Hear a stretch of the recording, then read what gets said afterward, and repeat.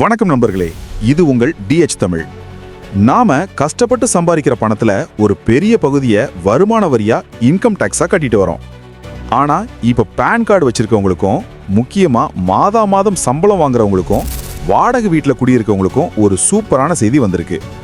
வருகிற ஏப்ரல் 1ஆம் தேதி முதல் புதிய வருமான வரி விதிகளில் என்னென்ன மாற்றங்கள் வரப்போகுது, இதனால நமக்கு என்ன லாபம், வாங்க இந்த வீடியோல விரிவா பார்க்கலாம். 1. சம்பளதாரர்களுக்கு என்ன லாபம்?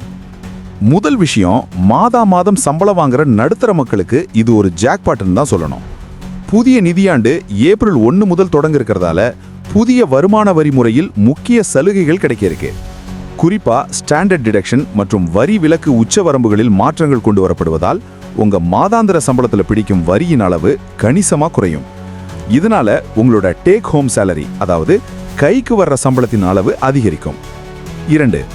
வாடகைதாரர்கள் மற்றும் சொத்துக்கள் மூலமா வருமானம் ஈட்டுபவர்களுக்கு வரி விதிப்பில் பல சலுகைகள் அறிவிக்கப்பட்டிருக்கு. இதனால வாடகை வீட்டில் இருக்கும் நடுத்தர மக்களின் வரிச்சுமை பெரிய அளவில் குறைய வாய்ப்பிருக்கு. 3. நாம் என்ன செய்ய வேண்டும்?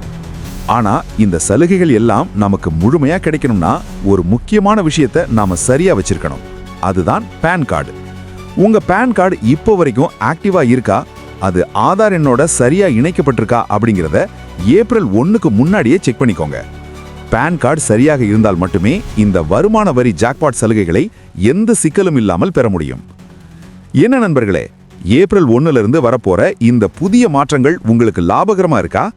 இந்த வருஷம் நீங்க பழைய வரிமுறையை தேர்ந்தெடுக்க போறீங்களா, இல்ல சலுகைகள் அதிகமுள்ள புதிய வரிமுறையை தேர்ந்தெடுக்க போறீங்களா?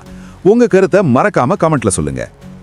இந்த தகவல் உங்களுக்கு பயனுள்ளதா இருந்தா வீடியோவுக்கு ஒரு லைக் பண்ணிட்டு உங்க நண்பர்களுக்கும் ஷேர் பண்ணுங்க. இது போல இன்னும் நிறைய பயனுள்ள தகவல்களை உடனுக்குடன் தெரிந்து கொள்ள நம்ம டிஎச் தமிழ் சேனலை சப்ஸ்கிரைப் பண்ணிடுங்க.